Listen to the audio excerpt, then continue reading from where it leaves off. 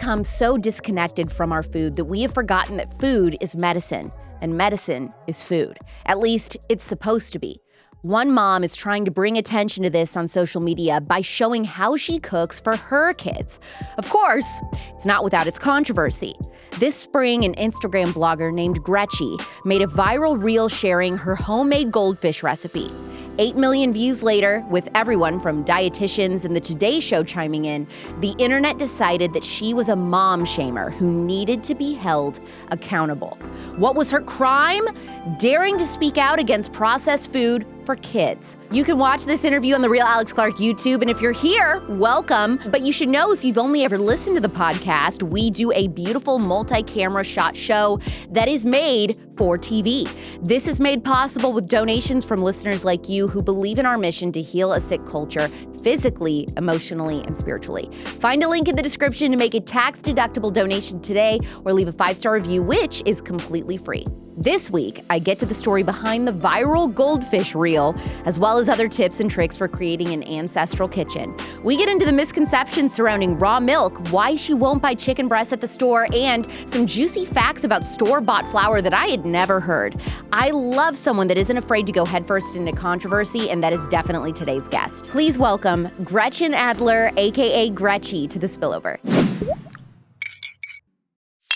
What popular foods have your kids never eaten? Goldfish, Oreos, Pop-Tarts, chicken nuggets, French fries, cereals, candies, anything with food dyes. Never even at a birthday party, nothing? Okay, at a birthday party, maybe they've had a cupcake with like a little bit of sprinkles on it, but that's like a rare occasion. And this really angers the internet that your kids have not eaten this food, like visceral anger. Yeah.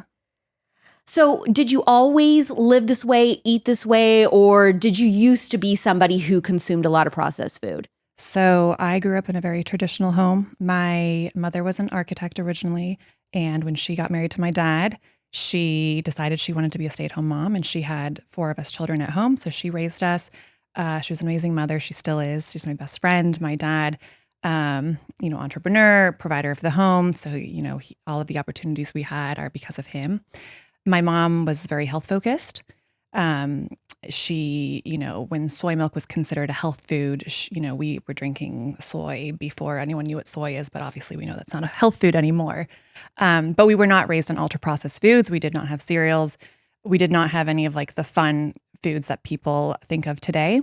One thing that I missed when I was a kid is education about food, connection to food, sourcing. We can get into that more later, but I was raised on a healthy diet. Then in high school, I have a memorable moment when I was with a friend and she told me, we were looking through a Cosmo magazine, and she says, if you want to be skinny like these girls, you can't eat. And that like stood out. It's like a major moment that I remember. And that sort of like catapulted everything about how I viewed food from there on out. I viewed food as the enemy. Mm-hmm. I didn't see it as something that nourishes us. I never thought that food was there to like make us healthy. That really didn't click until many years later. So for the next 15 years, I tried every different diet. When I was in college, I remember my meals consisted of going to Starbucks and getting a soy latte, and then going to CVS and getting a South Beach Diet protein bar. That was my meal. Do you feel like you had an eating disorder? I mean, you can definitely call that an eating disorder. Maybe not an eating disorder, but disordered eating. Disordered eating. Because you were afraid of food. I was afraid of food. I thought it would make me fat, and I wanted to be slim, and so I was constantly on the hunt to figure out how to be slim.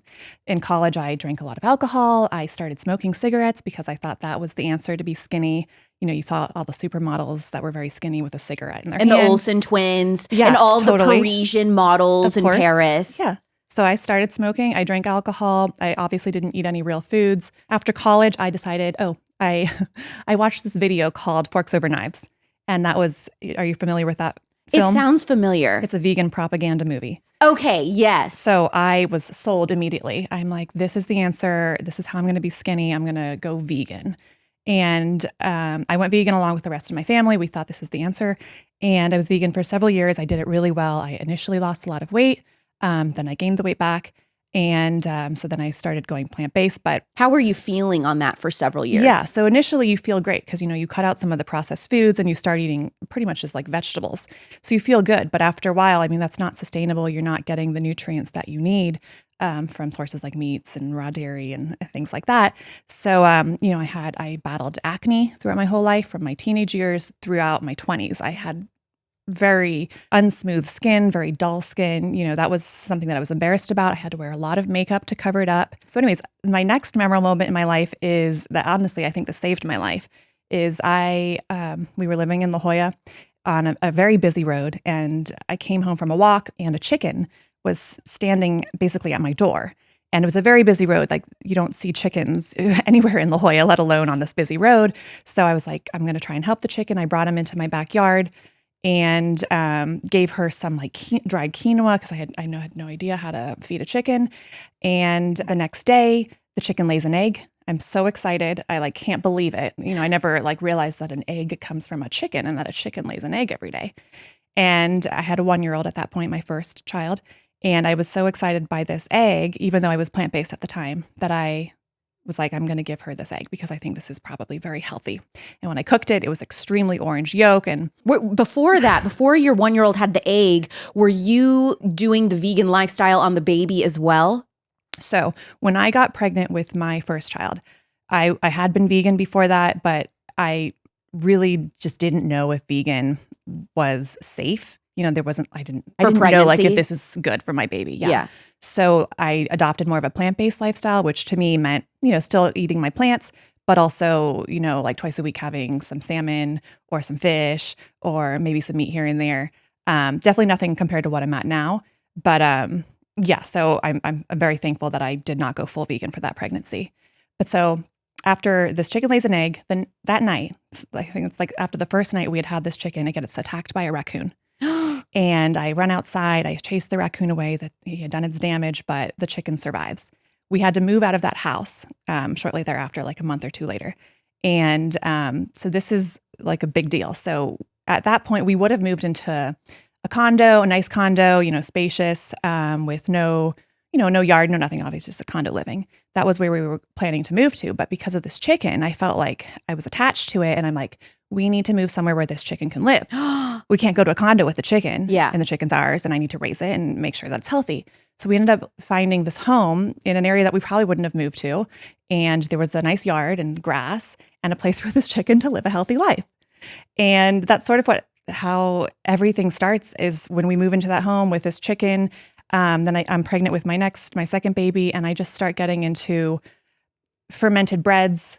I'd never made bread in my life before. Like sourdough?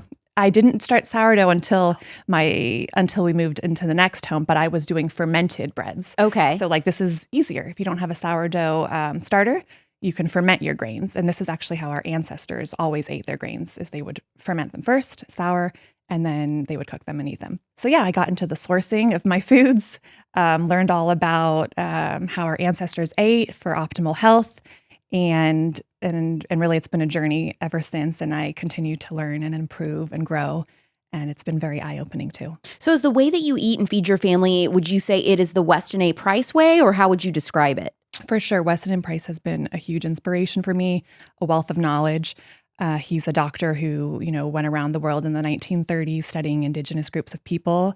He compared them to their modern groups. So basically the indigenous societies, they had people from their groups that had gone into the modern society.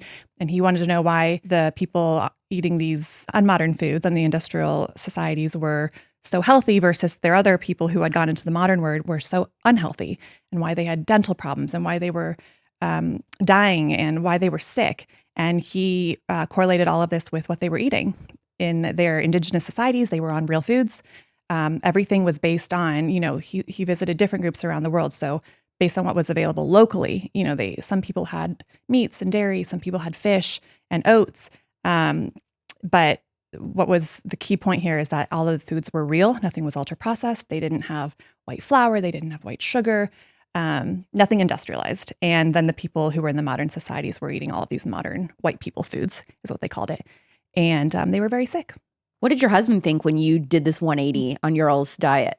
Yeah. So, he was obviously used to the constant changing of diet, so he would laugh. But my husband is very much a foodie. He has a very particular taste, and I am very appreciative of that because he makes me be better, and he inspires me to make good tasting food, right? Fun foods, yeah. And so he wants pasta, he wants pizza, he wants tacos. I figured out how to make these foods that he loves, that everyone loves, with good ingredients, completely from scratch, which is this is how people lived forever. Tacos are how, Mexican people ate. They would nixtamalize their corn, which is something it's unknown. It's unheard of to nixtamalize your corn now and make your masa and then make your tortilla.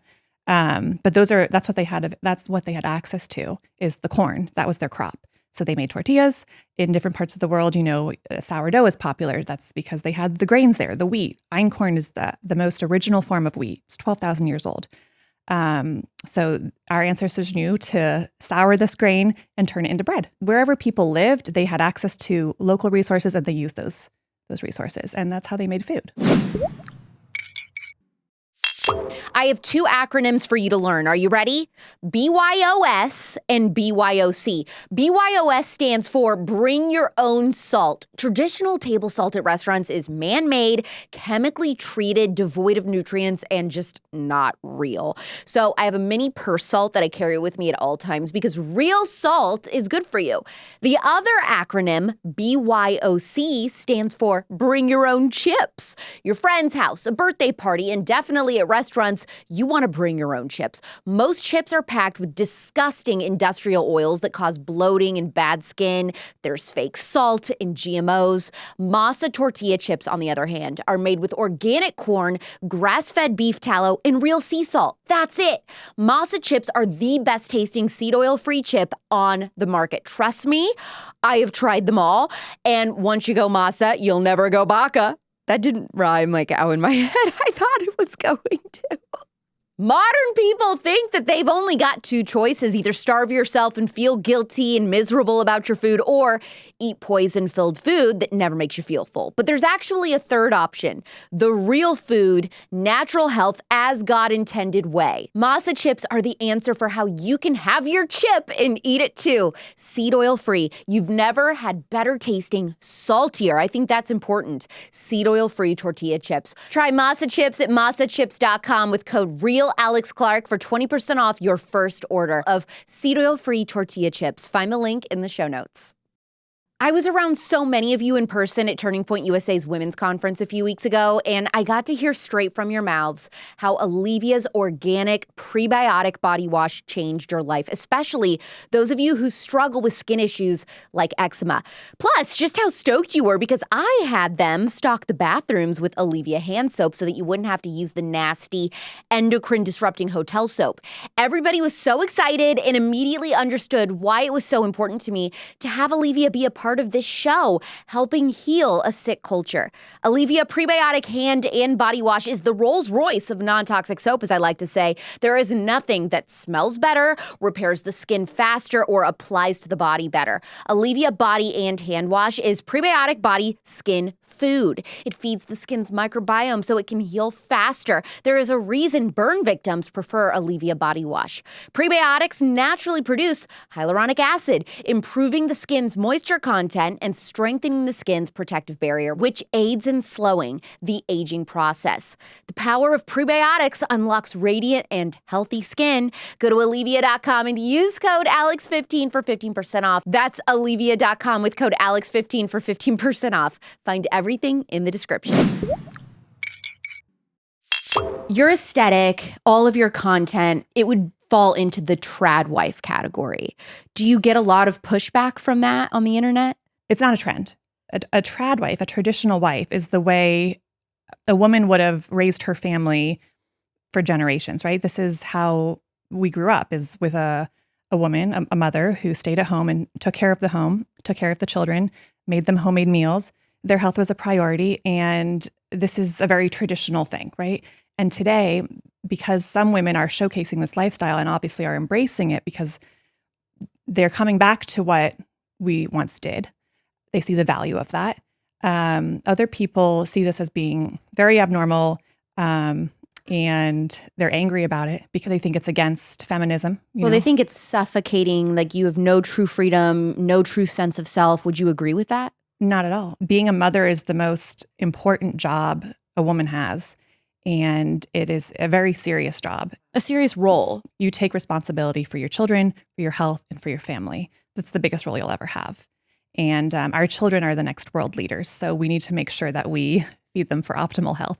So when did you think, okay, I need to start filming how I live my life, putting it online? Like, when did you start becoming like an Instagram influencer in this space? Yeah, I think during my second pregnancy, when I was really getting into the Weston Price way of living and the ancestral diet and just learning more, it's a constant evolution.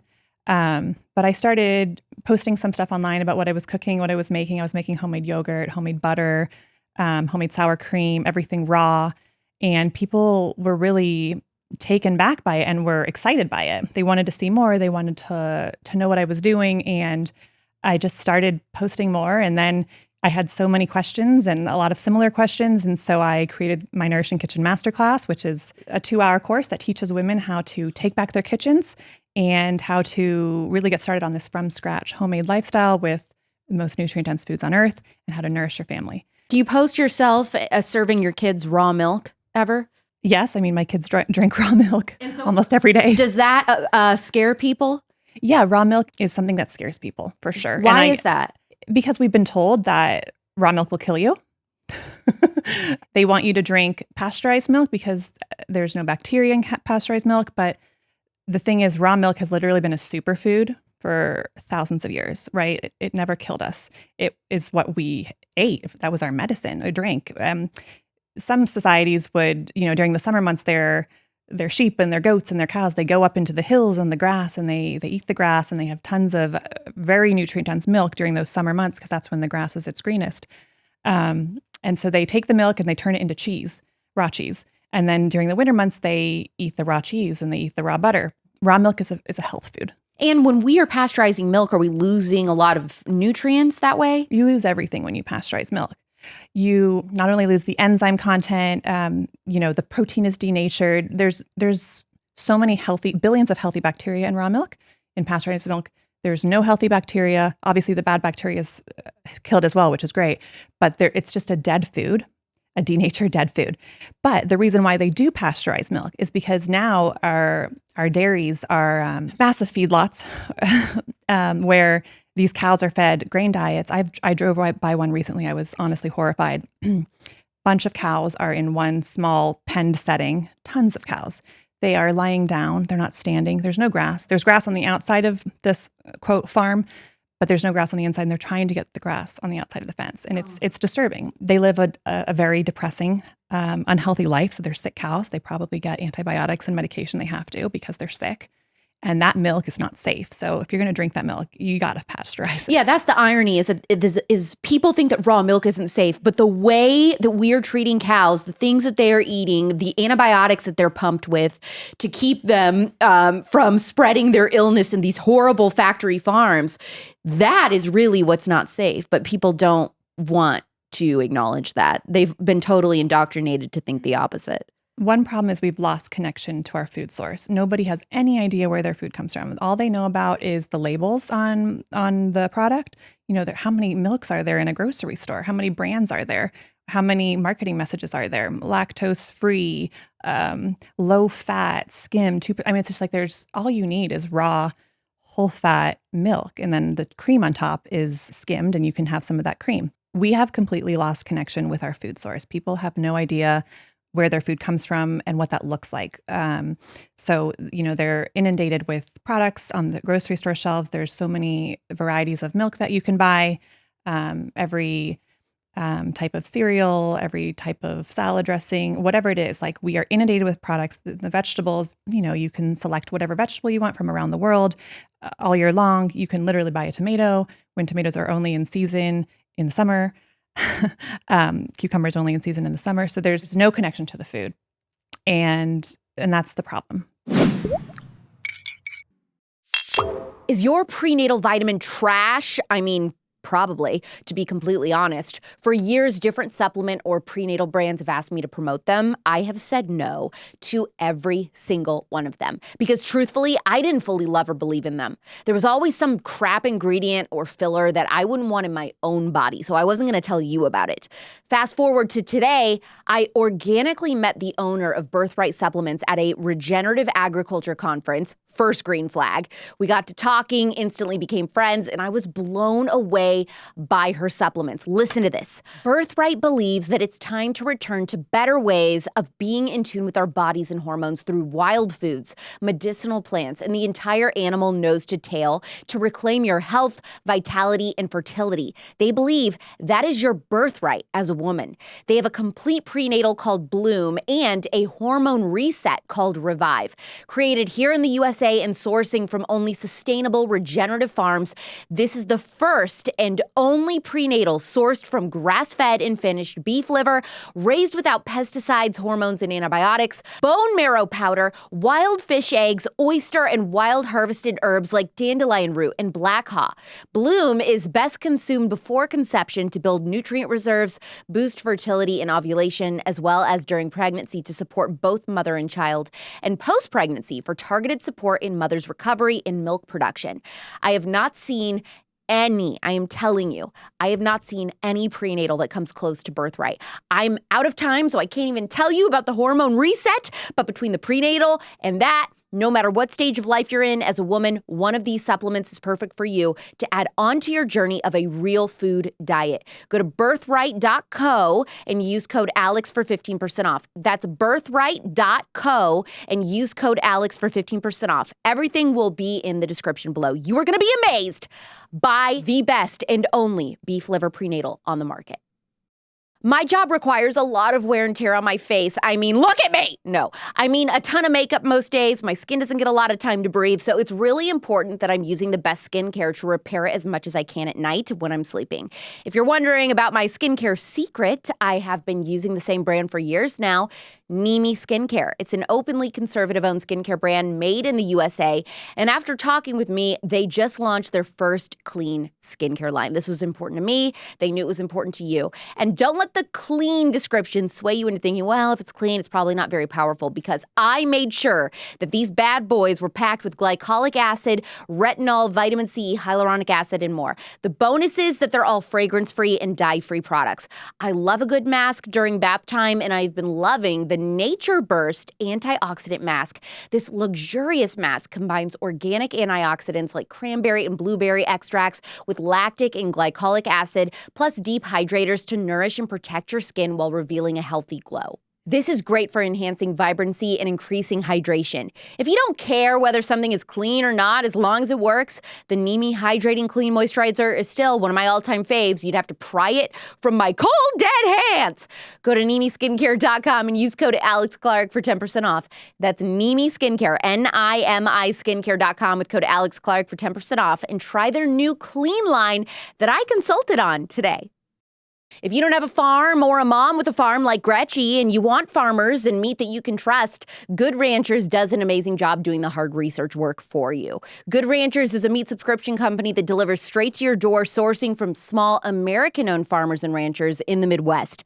Independence Day is coming up, so why not celebrate America's birthday with America's best meat? It's not a birthday without presents, and don't worry, Good Ranchers has a great one for you.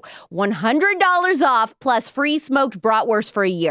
If you're a family that loves brats, don't miss out. The $100 offer will spread out over your first 3 orders, okay? First box, you're going to get $40 off. Second one, $30, and the third, $30. Total, $100 off. For the brats, you're going to get Good Ranchers All-American Smoked Bratwurst in every order for a year at no additional cost. That could equal over 100 free brats over the course of a year. You can't celebrate America by going to the store and buying nasty, imported, or factory farm meat. You love your family and you love America. So order Good Ranchers and get $100 off plus free brats for a year.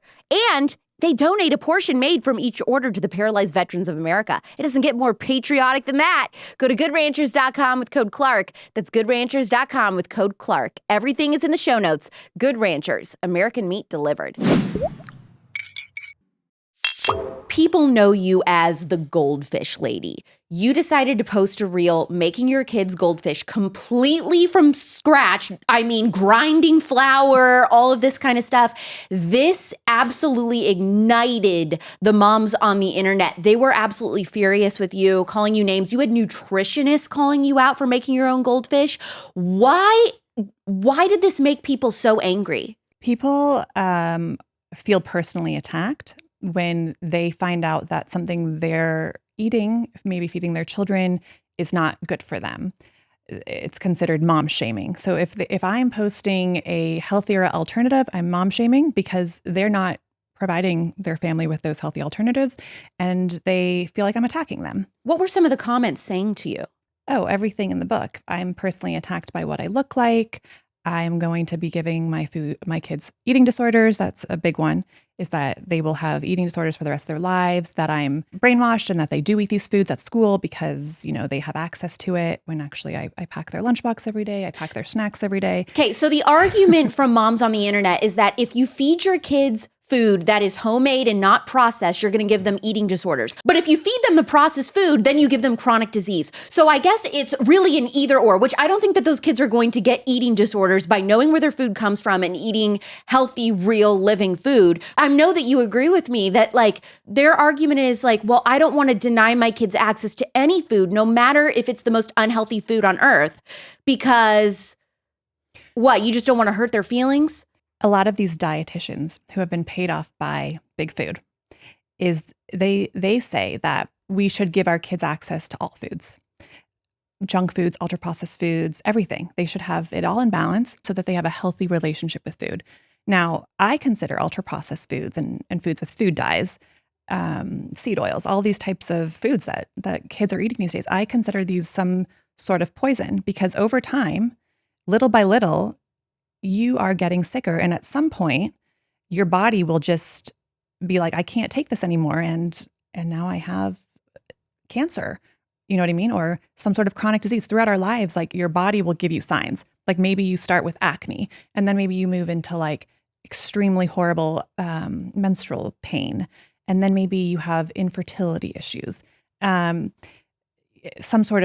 you get another sort of chronic disease. I mean, there's so many signs that our body gives us. Maybe your hair starts falling out. Your nails are brittle. Pre-diabetic, yes. And then at some point, you're continuing to ignore these problems. Maybe you go to the doctor and you get a prescription for it. They mask the pain and that goes away, and then something else comes. And then at some point, you have cancer later on in your life, right? And now you die.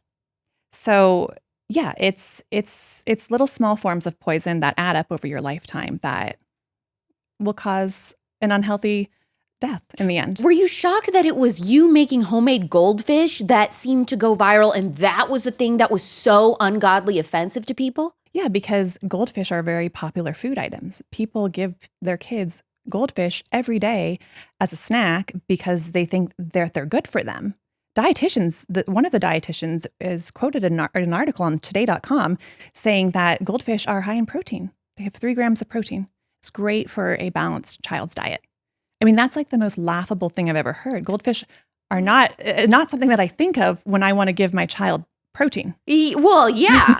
But also, was this Today article, was it written in response to your reel, or this was just a separate article one time? No, they this said was written in response to the reel, yes. Wait, you had write-ups? Who else? Was that it, or were there multiple outlets writing up about this and calling you out? Yeah, there was multiple outlets. The Today article was, it showed both sides. So it talked about me making these homemade goldfish, but also that it brought in the dietitian to say that this is actually possibly mom shaming and offensive. Did you look up this dietitian to see who they accept money from to try to tell people that feeding your goldfish is healthy and more parents need to be doing it? There's a lot of dietitians that would have the same opinion as her. So basically, we can't trust our dietitians anymore. I know there's a lot of good ones out there, I'm sure, but the ones that are on social media that are talking to the masses are telling them that ultra-processed foods are okay in balance. What was your response? Did you reach out to give your own quote on that? Did you post a rebuttal? Yeah, I mean, I was quoted in the article by the writer. But, and what did you say? She didn't say much of what I had Yeah, given that's her. how it always is. It was, The same thing happens to me when I'm asked to give a quote. I give like an epic, 6-paragraph response, and one sentence makes it into the article. Right. So what all did you say to counter a dietitian? Because they're like, well, you don't know. You don't have the credentials. You're not a nutritionist. You're not a dietitian. So you're just a mom. What do you know? Is probably like their take. Right. No, I don't really get into it with them. I don't fight them. I just see from a distance what they're talking about.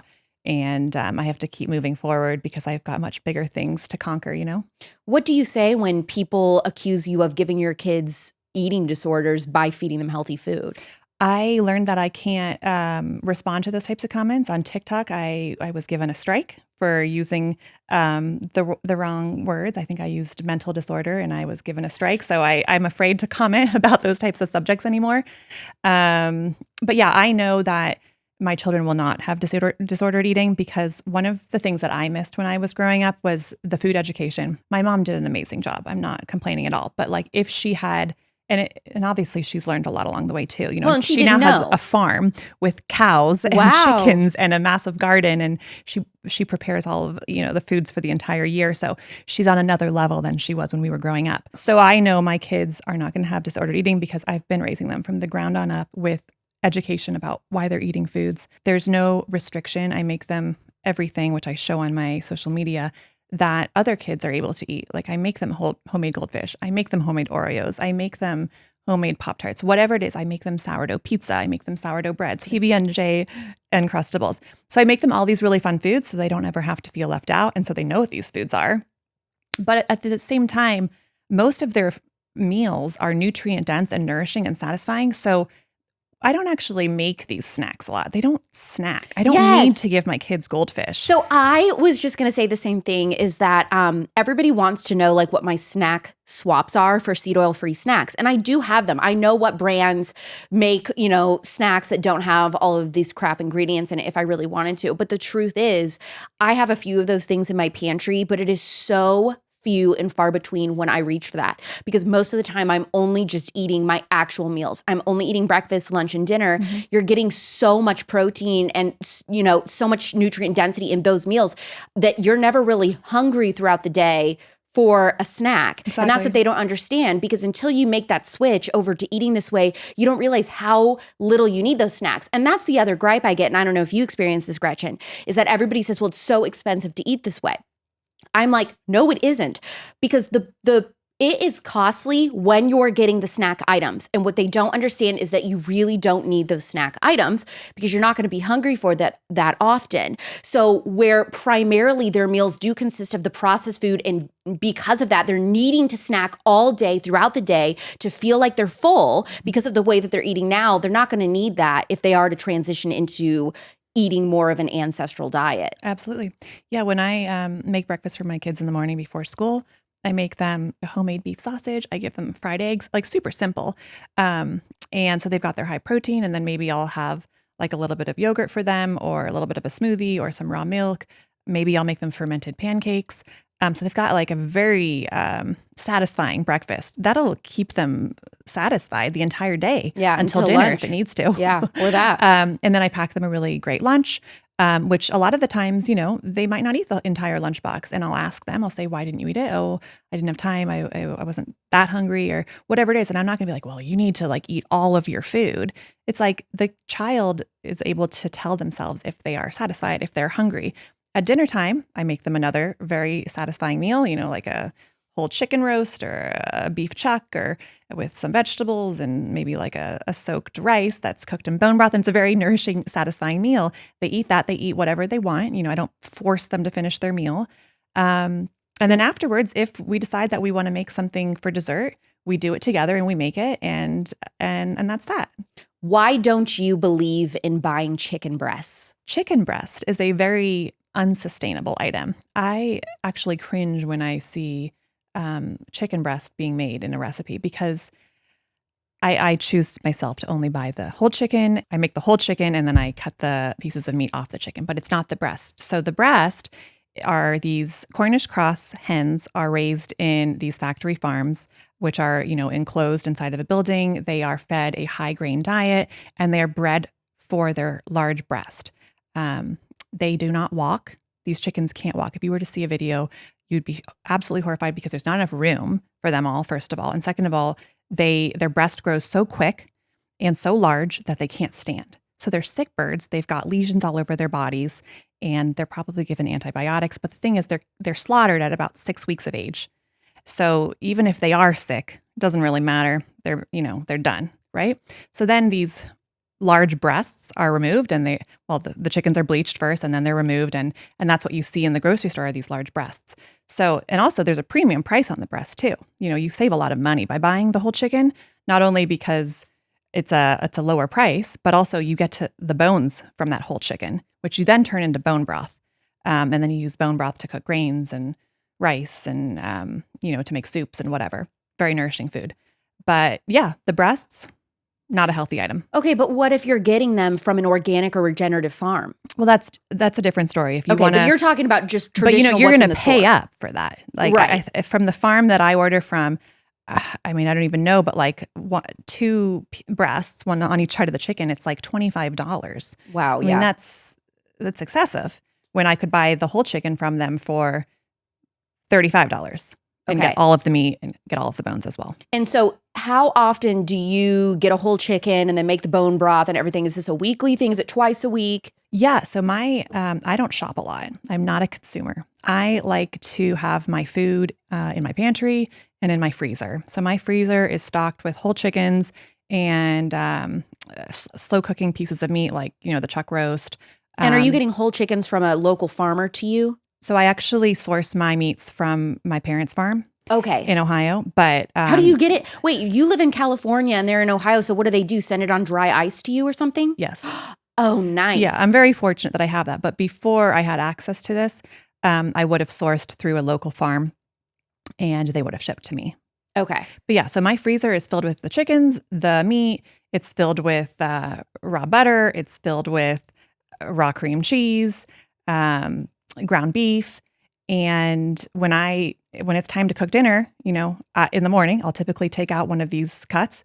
It'll thaw, and then I'll cook it. And then it'll cook all day, slow cook.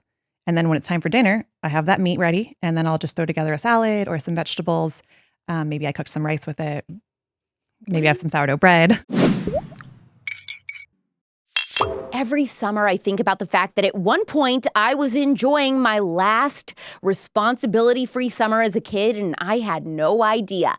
There is one way that we can recapture the magic of summer as an adult, and that's with fresh lemonade. Oh my gosh! You see? Doesn't that sound fire? The bad news is those lemonades that you typically see at the store have high fructose corn syrup, lemon juice from concentrate, citric acid, modified cornstarch, glycerol, ester of rosin, sodium benzoate, potassium sorbate, calcium disodium edta, yellow number 5. You're like, Alex, I don't even know what you just said on half of those. Girl, me neither, okay? That's why I only buy juice and lemonade from Squeezed Juice. That's their name, Squeezed Juice. Small family farm in California. They just launched their classic pink and green lemonades for summer, and they are out of this world. Made from natural ingredients from the world. No added sugar, no water, 100% juice, and lemonade not from concentrate, okay? For example, the classic lemonade has 3 ingredients: pomegranate, lemon, and cucumber. Oh my gosh, does that sound delicious and fresh? It's because it actually is! Do you think that I would promote some lemonade sitting on a shelf in a warehouse? Honey, no. This is fresh squeezed, cold lemonade coming to your door on ice. Get fresh squeezed lemonade that you can feel good drinking. Go to shop.squeezejuice.com and use code ALEX for 25% off. That's shop.squeezejuice.com and use code ALEX for 25% off cold. Gosh, I'm so thirsty. Fresh. 100% lemonade straight to your door. Link in the description. Don't you wish that there was a 100% transparent, holistic, toxin-free makeup company that was also made in the USA and didn't have toxic leftist values? Gosh, that would be so nice. Psych! There is one! Adele Cosmetics. It's a completely toxin-free makeup company, first created in 1999 because the owner had a health crisis and toxic makeup products were not helping. Fast forward to today, and Adele Cosmetics is flourishing because people with serious skin issues and allergies want alternatives. Adele makes their handcrafted cosmetics in small batches without the use of parabens, synthetic fragrances, or anything else on an ingredient list that's difficult to pronounce. Everything from foundation to mascara to cheek highlighter, it's all beautifully packaged and toxic-free. Because Adele searches for high-quality ingredients, customers have found that their products have helped to reduce inflammatory conditions like acne, redness, calm eczema, cleanse and restore balance to both oily and dry skin, and keep it hydrated all day long, all because of God's medicine cabinet. I am so impressed with their cream blushes and the fact that their products are considered pregnancy safe. Zero artificial fragrance. Now, obviously, you always want to ask your doctor, but look, check it out. Get a free foundation color match consultation at AdeleNaturalCosmetics.com. Use code ALEX for 25% off. That's Adele, ADEL, naturalcosmetics.com, and use code ALEX for 25% off your order of completely toxin-free natural makeup. Find everything in the description. What do you think about this other influencer, Nara? Have you seen her viral video? She's making things like peanut butter and jelly completely from scratch. This has blown people's minds. She gets a lot of the same hate as you. Have you ever talked to her or reached out to her? No, actually, it's funny. Her followers started commenting on my videos a few weeks ago, and they were very angry at me because I was a Nara dupe. And so I actually get very negative comments regarding her. And so I went over to her because I'd never seen her before. I'd never heard of her. And I couldn't believe it. I actually laughed because she does things so similarly, but not exactly like me because she's not doing sourdough. She makes her breads with instant yeast and she uses white sugar. I don't use any refined sugars. So I'm definitely more ancestral based. Right. And she's just from scratch, but she uses a lot of traditional ingredients. Yeah. But so why are they mad at you? Are they upset because you do something similar to her and you happen to be white? I mean, I'm just calling it out. Like, is that what it is that they're mad about? Or is it just, they just think you're copying her in general? They probably just think I'm copying her. Maybe they think that the only person that can cook from scratch is her when this is something we've been doing for many thousands of years. Oh my gosh. To see somebody else do it. It's hard to watch. Yeah. How many hours a day, let's just be real, how many hours a day do you spend in the kitchen cooking in order to feed your family the way you are? So I don't spend a lot of time in the kitchen. It might appear that way because when you see a video, it's a lot of work that's done and edited down into 60 seconds. So it seems overwhelming and it looks like I was possibly in the kitchen all day. But just like brushing your teeth, you do it in the morning and you do it in the evening. It's a quick thing. It's routine. It's part of your lifestyle, right? You would never like not brush your teeth because it takes too much time. But so I've learned, because I've been doing this every single day of my life for the past almost 7 years, I've learned how to make it part of routine and how to make things quick. So like when you make sourdough bread, you literally, whip up the batter at night, takes a few minutes, let it ferment overnight, 10 hours. Then you shape the dough in the morning, let it rise again, and then you bake it. So it's like there's periods of time where it's baking or where it's rising, where you're not working on that sourdough. You're doing something else. I can run out of the house. I can work out. I can do whatever I need to do in my daily life.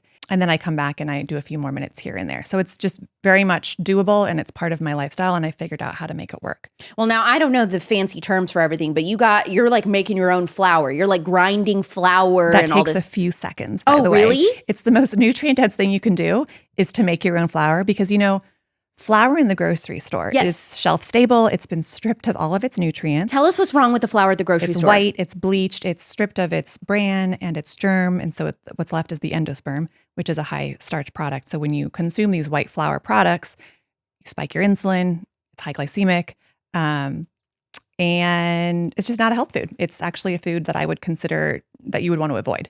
And so when you make your own flour, you take the whole grain, the wheat, and the mill grinds it into a flour and it has all of the nutrition in it. And actually a flour has optimal nutrition like right when it's freshly milled.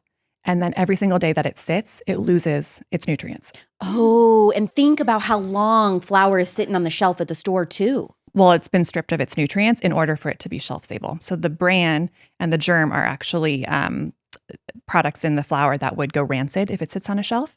So what they do at the grocery is they remove those. So it's just the white part of the flour. So where do you get wheat? And then they spray it with synthetic vitamins and say it's been fortified with vitamins. You know what I mean? So Yeah. where do you get wheat? I source my wheat from a family farm in Idaho. That's where I get my einkorn. And einkorn is actually the original form of wheat. So Well, I've seen the jovial einkorn flour, whatever you call that. yeah, you can buy jovial at a Whole Foods or Uh-huh. at different groceries. Theirs is grown in Italy, and I source mine from a U.S. family farm, and I love it. Okay. Well, that's interesting. I didn't know it only took a few seconds. I figured that was like an all-day thing. Oh, So no. you're right. A lot of people are intimidated by seeing this stuff because it's just different. And so we assume this takes a really long time, and it actually doesn't, and it's better for you. Yeah, and also the other thing is, it's like if you care about your health and if you care about your children's health, don't you think that you would want to spend a little bit of even if it takes too much time? If you think, wouldn't you want to spend a little extra time to devote the energy to figure out how to make quality foods for your family? The thing is, people, they say they're tired, they don't have enough time. Do they watch TV? Right. Do they go to a restaurant? Do they go to the bar? I don't know. These are things that you could possibly skip, and you could spend some time learning how to make something homemade. You don't have to start with sourdough. That came from me many years later. I wasn't ready for it in the beginning. So yeah, it's just about your priorities and how you choose to spend your time. I like how you said that you weren't ready for sourdough at first in the beginning when you started living this way and cooking this way, because you actually have shared before that you were really overwhelmed at first and you had to overcome this sense of being overwhelmed of, okay, how am I going to start making everything from scratch and eating and living this way? So how did you overcome that? Because that's something I get from my audience constantly is like, well, this just seems too overwhelming. I can't do it. Yeah, honestly, one of the first foods I started making was this fermented buckwheat bread. And this was just so exciting to me because I hadn't had bread in years. I was gluten-free. And so buckwheat is actually gluten-free. It's a seed. And I somehow discovered how to ferment it and turn it into a bread. And it was an amazing bread. And so I got really good at making that. That's the key. Once you make something, don't make something else. Keep making the same thing over and over again until you feel like it's really easy for you and it's second nature. And then move on to the next thing. I think that's what's key, is really perfecting what you know, and so that you can do it every week and it's second nature. It becomes a routine. Why is getting rid of your microwave the gateway to optimal health? Because a microwave is just more of that conveniency, that convenient lifestyle. Most people run to a fast food, Chick-fil-A, for dinner because it's quick and easy. They'll buy frozen dinner and put it in the microwave and dinner's ready in, 2 minutes. First, we have to remove all these convenient, ultra-processed fast foods, because if we don't, we'll never be able to fully understand our food and how to eat it and how to prepare it. So I didn't remove it at first, actually. I just said I'm not going to use my microwave. And I started using it to ferment my yogurt overnight or to ferment my buckwheat bread. It was just like a different storage area in the kitchen. But yeah, once you then realize that, how do I heat up food? How do I heat up my coffee? Yeah, that's what people want to know. How do I heat up leftovers? You take a pan and you put it on the stove and you put the food in it and you put a lid on top. It's like the easiest thing ever. And I can't imagine, I do remember it being so uncomfortable. I had to put my coffee in a little pot and heat it up. It takes a few seconds. And it's much healthier for you. Why would you want to put a plastic, to-go cup in the microwave? Right. But yeah, so once you learn that, maybe that's the first thing people should do. Stop using their microwave and start using a pan to heat up their food. Or a toaster oven. Toaster oven, yeah. And see where that gets you. I love that. I think that's a quick, simple, easy, do this first. Yeah. How can somebody control their food source? You need to learn about where these foods come from. So you want to source your meats. You need to figure out farms that are nearby, and maybe you can meet them at the first thing you should probably do is actually go to your farmer's market, your local farmer's market, and talk to your farmers there and interview them. Really, you have to ask them questions about what they do on their farm, what are their processes, and see how they're raising their animals, how they're growing their vegetables. Do they use chemicals? Do they use sprays, which you don't want? And that's the first step, is learning where your food is coming from. And then you buy them once a week, once every 2 weeks. You go to your farmer's market, You buy local, you buy in season. And it's important to do the question asking because you have a lot of black market people on the farmer's market who are going to Costco, picking up a bunch of vegetables, laying them on a table and pretending like they're fresh and that they grew them and they're just from the store. Yeah, the farmer's market can be a very sketchy place. You do definitely need to connect with your farmer, ask them all the questions. You need to know what to ask them. I actually go over a lot of this in major detail in my masterclass. Perfect. I have a whole farmer's market section. But that's the first step, connecting to your food source, buying locally, buying in season, and removing your microwave. And honestly, things just start getting really easy after that. So for somebody who's never grown basil, let alone strawberries, what are your beginner tips for starting a garden for food? Starting a garden also for me didn't come until several years later. Even when I was shopping the farmer's market and getting to know my food source, I could never have imagined growing a garden. And I'm so intimidated by gardening. Yeah, I want to. I never, and I at that point I was like, I never will grow a garden. And I would even think like, oh, but I can get it at the grocery store and it's organic, so I don't really need to like spend my time gardening. But then several years went by, and of course I learned so much more, and my eyes were like wide open. And when we moved into our current home, I decided I'm going to put up vegetable boxes every possible place that I can, and I'm going to grow a garden. And that is a massive learning process as well. It's so sad that we are not taught in school how to grow vegetables. It really is very sad because this is something that we did forever. Everyone had a home garden. And now nobody knows how to grow a vegetable. They don't even know what the plant looks like, where that vegetable comes from. I didn't. I certainly don't. Yeah. But now I do. Yeah. My kids do too. So yeah, I mean, first, start by food sourcing. When you feel comfortable with what you're doing in your lifestyle, then you can move on to the garden. I wouldn't jump into everything all at once because, you're going to have a lot of fails. Mm-hmm. Like I'm still learning so much about my garden. I've read so many books. I've talked to so many experts. I watch so many YouTube things. And then it also comes down to your specific environment and figuring that out. So it's a lot of trial and error. Yeah. So you want to look up things for like based on what area of the country you're living in. It might be easier to grow one thing versus another. Is there any item that you found universally across the United States? Like this is a great starter food or fruit to grow first that pretty much anyone can do? It definitely depends on your location Okay. because everyone has different climates, but possibly an easy one could be a tomato plant. You could even put a tomato in a pot, so you don't actually have to have a raised. There's a lot of you could grow anything in a pot, really. Really? Okay, I would die to start growing green beans, but I don't know if that could be a pot Green one. beans, yeah, you could do that. That's possibly a good one to try. One of the first things that I grew was cucumbers and tomatoes. I think I grew a bunch of other stuff too, like peppers. But the ones that grew, and I had no idea what I was doing, were the tomatoes and the cucumbers. So maybe those are good ones to start with. Okay. What are the best ways to ensure success in your own nutrient-dense kitchen? Like what items do you, like everyone has got to own this, this, and this? Success starts with purging your pantry. Purging your fridge. And this is a very hard thing for people to hear because they're like, oh, well, I paid for these products and I don't want to waste it. Those products are preventing you from succeeding in your kitchen. So if you need to just make yourself feel better so you don't waste your money, put it in a storage closet so that you don't see it and you save it for a rainy day, then do that. But you need to remove all the ultra processed foods and snacks. And you could also donate it to a homeless shelter or yes.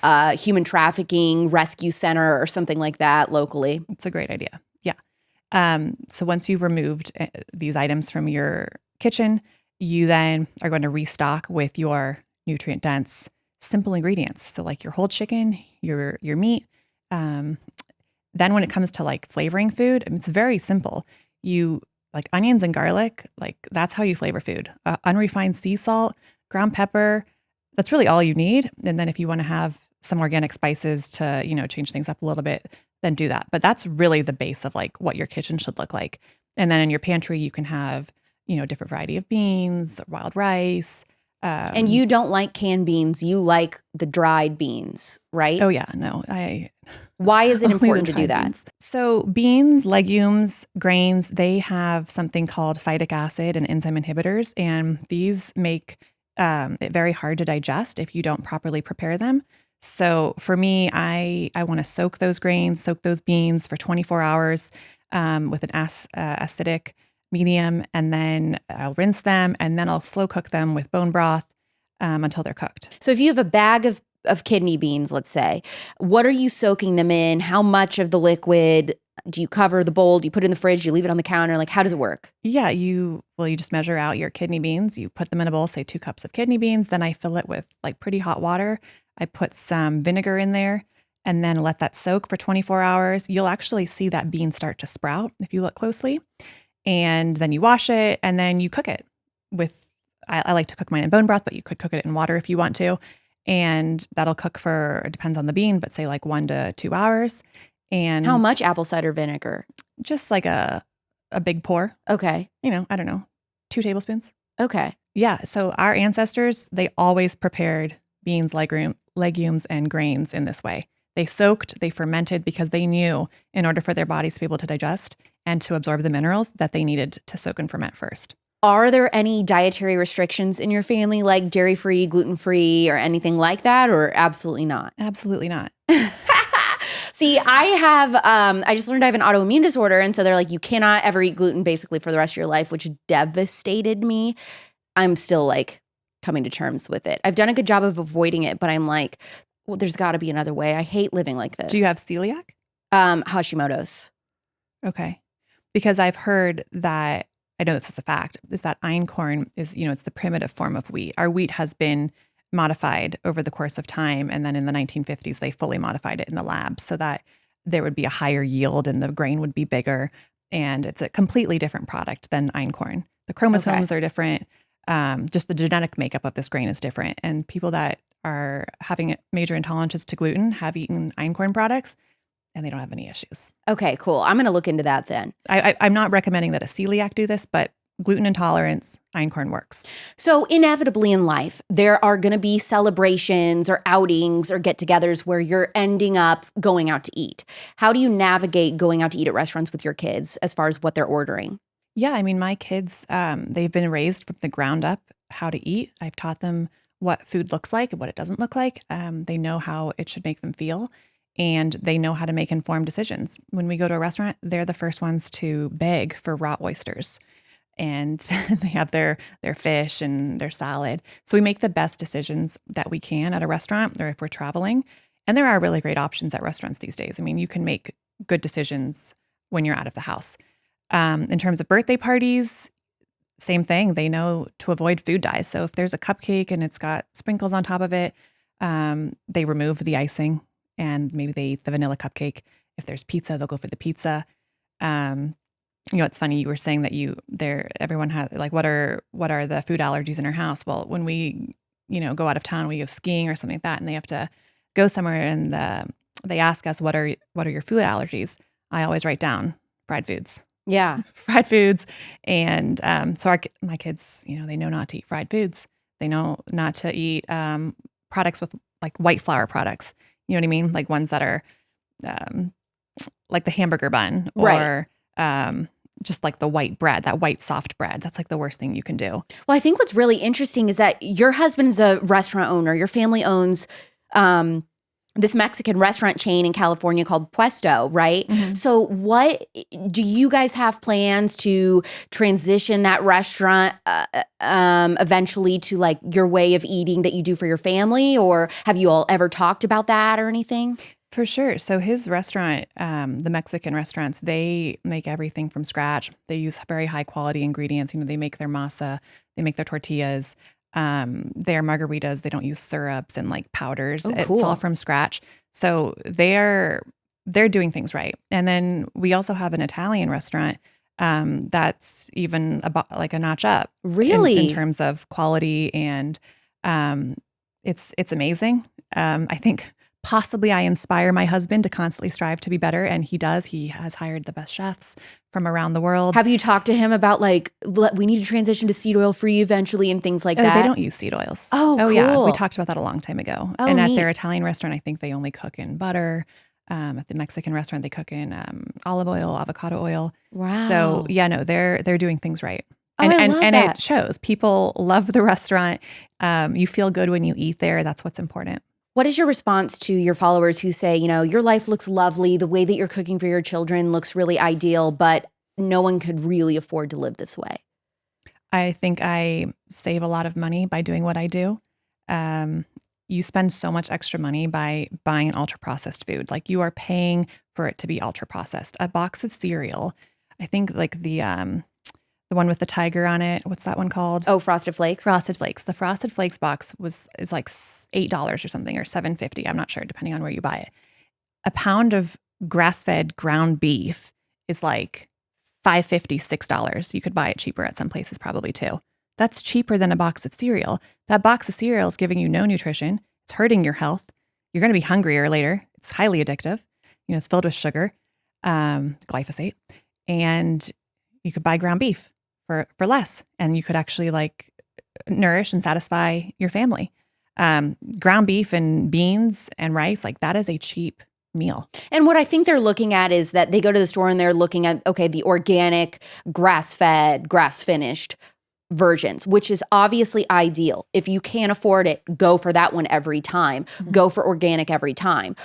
But if you are truly in dire straits, if you are like poverty level, which also I think a lot of people, by cutting out other things, streaming services, whatever, not going out to eat as much, I think that people do have it in their budget to eat and go for like the organic grass-fed options. They just need to wiggle their budget around and figure out something else to get rid of instead of sacrificing on the food. But if you are really truly in dire straits and it's between regular non-organic beef, ground beef and Frosted Flakes, then just do the beef. I mean, wouldn't you agree? 100%. The CEO of Kellogg's recently came out, and he got a lot of heat for this, saying that they recommend that low-income consumers eat cereal for dinner. And it's evil. I mean, that's and that's how I went, and like I was like, is this for real? Like, let me see. Like, is the ground beef really more expensive than the cereal? And it's actually not. It's cheaper. So I have a lot of women who follow me that are low income, and they've told me that, they used to think that they had to spend their hard-earned money on these ultra-processed foods, but then things weren't going well. And then they finally realized that they'd actually save money by cooking real foods and by making everything in their own kitchen. They saved money, and they're healthier people. Our food determines our brain function too. We can't live on chemicals, items made in a lab. You know what I mean? Like that affects us. When you start eating real foods, like your brain function changes. You feel better. You feel alive. Like you are having this like fire inside of you, the passion, empowerment. Like you're going to go places on the right diet. And I think on the ultra processed diet, it's going to keep you back. What sorts of things do you teach in your Nourishing Kitchen Masterclass that people would learn? Yeah. So if you are looking to live a lifestyle like this, where you make nourishing, nutrient-dense foods for your family and you cut out the ultra-processed foods, if you want to learn how to do that, I will teach you step-by-step how to go about doing that, from purging your fridge and your pantry to restocking it with quality foods. We have a farmer's market section where we like talk about what to do at the farmer's market and how to talk to these farmers, how to interview them, what questions you need to ask. And then, I've got some food demonstrations, like how to make a whole chicken, and then how to use the leftovers for chicken salad, how to make homemade mayonnaise. These are all very simple ingredients and simple things that you can do in your kitchen. You're using the entire animal, so you're saving money. And then I also have a demonstration on how to make bone broth with the bones from your whole chicken. Yeah, I think it's a great starting point for anyone that, wants to like push start and they don't want to like go out and like do all this research and reading. It's a 2-hour masterclass. You'll get everything you need to hit the ground running. And what is your Instagram for people who want to follow you there and see the goldfish reel for themselves? My Instagram is Gretchen. I love it. Any last words of encouragement you want to leave the audience with? Yeah. I think that health is our most important asset, and food is thy medicine. And I think once you realize that food really changes lives, and you take some time to figure out how to make quality food part of your everyday routine, your life is, it might be great right now, but you'll just be so shocked by where you go. And our children are our next world leaders. We have a huge task and responsibility to take care of them and to nourish them and make sure that they have the best health in life and the best possible outcome. And all of that starts with food and taking back our kitchens. I love it. Thank you so much, Gretchen, for coming on. Thank you. To carry on the topic of real food, I'd like you to join me next week as we venture into the issue of food freedom in America. I sit down for an extensive interview with one of the most famous regenerative farmers in the world, Joel Salatin of Polyface Farm in Virginia. Not only is there a special episode with him on the podcast, there's going to be a farm tour video on the Real Alex Clark YouTube, so you can see for yourself what I experienced there. And there may be a snack-size interview within that video talking more about the scary government overreach on our food. We have worked so hard on this project, the Spillover team, and we have gone across the country to learn more ourselves. I hope that you love it. You give the crew a shout out with a 5-star review for all of their hard work. We're back next Thursday night at 6 p.m. Pacific, 9 p.m. Eastern. I'm Alex Clark, and this is the Spillover. Love you, mean it. Bye.